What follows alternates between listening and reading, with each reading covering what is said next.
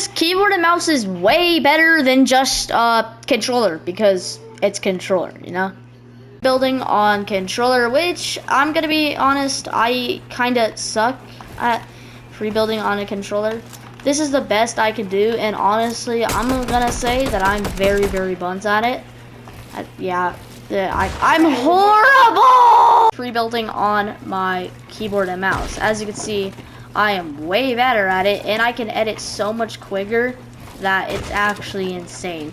See, this is just with a few months of progression and training, and that's why we're gonna be trying to hit Unreal and actually win some cash cups to buy a PC for better frames and everything else. So we have, you know, better settings. And as you can see, look at this. It's actually crazy how I can do this versus what I can do on a controller.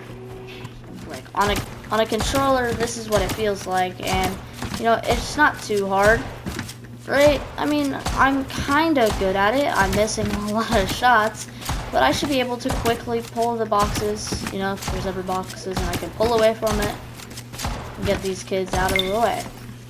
Keyboard and mouse. I can easily flick anybody like this, and it's actually quite simple for me to do it, and I have like 99% more accuracy than I did on, you know, earlier, so I'm very and decently good, you know. Let's get that. Boom, boom, boom, boom, boom, boom. It's glider checking. Like, I'm buns at both, but as you can see, I like cannot hit them whatsoever. No matter what, they can go as far as they can, and I cannot do it. Like, look, that was just horrible. But here's me on keyboard and mouse, and I can do probably a lot better. Why did you go behind me, game? And as you can see, I literally and almost got that kill there, and I probably would have cracked the person if I had them. That one's kind of hard to do, but you could try your best, you know, to get the player. You probably want the player to be, you know, well, not going towards you, and kind of going below. And see, that would have counted as a keyboard and mouse doing this high ground tracking, which is very fast, and it's very fast speed. Now there's slow, and that's still decently quick than what most people have, and I'm doing very well on it. And this is just more the reason to switch over. And at the end of the video, I will give you both controller settings that I used to have and keyboard and mouse settings. So, I mean, honestly, I would recommend to do keyboard and mouse, but I do, you know, I do keyboard and mouse. But if you do controller, it's okay, because obviously I'll give you those settings in case you ever want the pro ones.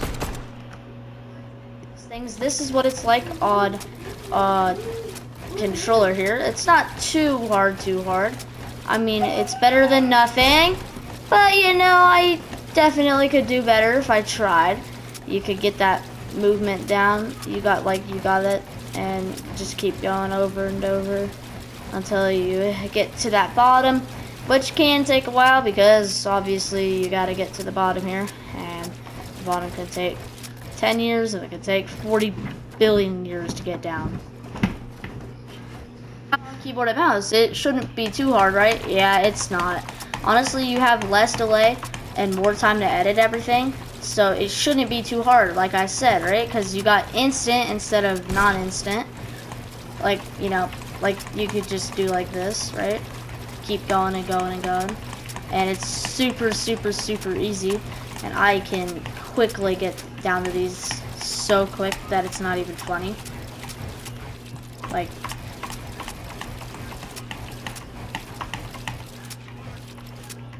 see, I quickly finished that keyboard and mouse way faster than what most people usually get, and that's why I'm here to teach you what else you could do and what else you should do to get better at keyboard and mouse on your first few days. Very most best thing to do is to go into the map. The code is shown above if you want this specific map, and you should just train doing this first. If you keep training like this, you'll figure out that it's not too hard to get this consistently with just the right settings, which I said will be shown at the end of the video. And obviously, if you want those settings to get all the pro settings for the best editing and building, you know, like I said, end of the video. See, it's super quick and easy to get up there. versus having to do this all the time, which honestly, this is very, very tiring to me, and it never really gets consistent. It is very consistent on keyboard and mouse instead of controller. You can almost always get it down very few times and very first tries. You know, it's not too hard. And you don't always have to keep doing this. You can actually just slow down a little bit when you need to, because after all, Fortnite is about patience sometimes. And this one does recommend you to crouch, because on this one specifically, if you ever need to do that kind of trading, crouching is the best, you know, specialty to get up these kinds of things. Aim trainers, the one I'm going in, and just do this. This is the surge tag one, so you can get some of that surge. If you're ever in an official competition, you're obviously going to need it. Some people are just like this, and you can easily get past these kinds of things. And yes, you could change your position however you want and easily kill these bots.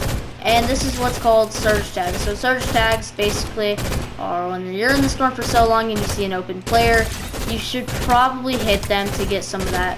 You know, if you're ever in ranked, hit them, keep hitting them, and you can get some of that surge tags. This is also very, very good aim trainer, and this just makes you better and more consistent at the game. And you should do this for about 2 to 3 hours every day, or if you want a more consistent time and a more scheduled time depending on what you do, 20 minutes in training. Now 2 to 3 hours per day for just training is a lot, I know, but you should do this if you're a beginner, and more so 20 to 30 minutes if you're new to, you know, the more advanced stuff. And if you're just very, very advanced, that's when we recommend also those 20 to 30 minutes, because most people know how to get better in that time. Keyboard and mouse players, you have more control over axis training, which is also the one I'm doing. Remember, code is up on the screen, and the settings are always at the end of the video. That's the last time I'll be telling you that, and you better remember it. Now, you are definitely more free to do axis training, because, you know, this is axis training after all, and you'll definitely get better. For your first few times, as you can see, like me, I'm missing all my shots, and yeah, you might get a little angry, but you're definitely going to do better once you get a bit more consistent, and it's just going to do better, because if people shock away at reload or people shoot at you and you need to get them out in the open and they're getting in their box and there's just a bunch of players, axis training is the best thing to do, and you'll eventually get them. It is honestly the better. Doing airbots when people can fly away, or they're just, you know, being weird and shockwaving away, if they have literally the clear advantage, that's when you can literally always shoot them, because you have the clear advantage over the player. You could use your shotgun and try to hit them like this and just keep targeting them until they die. And if you could train it just properly, you'll get the player almost 95% of the time in the game. And this means literally anything you have. As long as you're good enough to track it and you have your crosshair at them at all times, then you're very, very well, and you know, you'll probably get that at the time. You'll get the rank you need, and you'll hit Unreal, or you'll win your first ever comp super quickly. Here with a bot that, you know, can kill us. Now, as you can see, you lost that 1v8, but don't be discouraged, because now we can try to hit more shots on them, and you know how to do it for your next match. This isn't a 1v8 after all, and this probably won't ever happen with a bunch of players shooting specifically at you. You'll have about 1 to 3 or about 4 to 5 depending on this. And if it's that kind of thing where in the situation they're going for just one player, you know, that's when you know you might be cooked, but you're gonna be okay, because you can lock in and try to kill them. Yes, it might be hard after all. I mean, these ones are bots, and they might be a little bit better than the normal and average player, but with clutch bots, you obviously got pretty realistic, and you can get it as best as you can, even if they don't build. This is what's going to be happening, is everyone's going to be trying to spray at you, and you just might lose, but it's okay, because you'll always get better at it. Which, you know, 23s aren't hard. I got that, and this one might be a lot more realistic, because if you're ever actually in one of these situations where you feel like you're just going to lose, maybe you had a trio competition, and you're just getting to it, or you're just, you know, they just all died and you can't reboot them. This is when the clutch bots come in handy, and this is when clutching also comes in handy. You can hit a peek, and boom, the pickaxe the thing. The pickaxe, yeah, dangerous, but I won. Now, if you keep playing these over and over, you'll understand that most players have a pattern, and that's just spraying or using their shotguns. If you understand this pattern from every other match you play, you should understand that, of course, most players have a pattern of using shotguns at a specific time, spraying when they want to, spraying when they need to, and all players are just different. And if you can analyze this super quickly and understand it, you should be able to get these people dead quickly. Now, obviously, most players will have trouble trying to beat these bots because, you know, they're giving you some ETA and problems. But you can't spend all your mats just immediately on your keyboard and mouse. You know, if you're playing, you want to maybe spend it a little wiser. You can peek and do some of those. And people who spray at you or use their shotguns might be bums, might be stupid.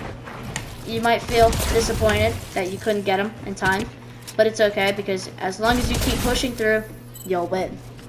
A few final things I'm going to tell you is this wasn't just a, wow, this is why I switched over. This was a help you, help me. Obviously, I do love you doing YouTube. You probably love watching videos.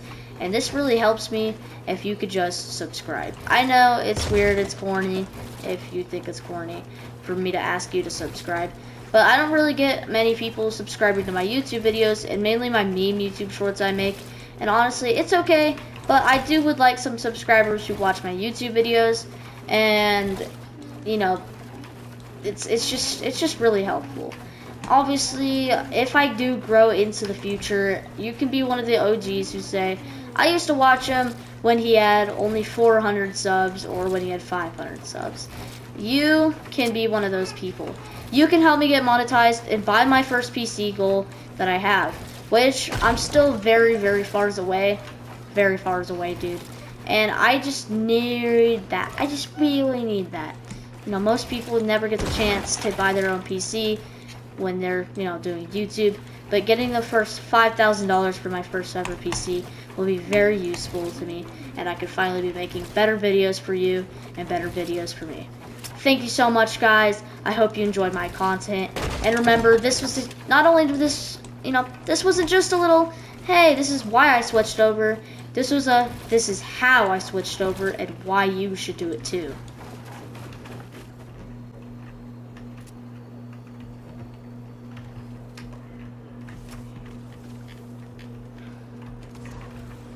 Really?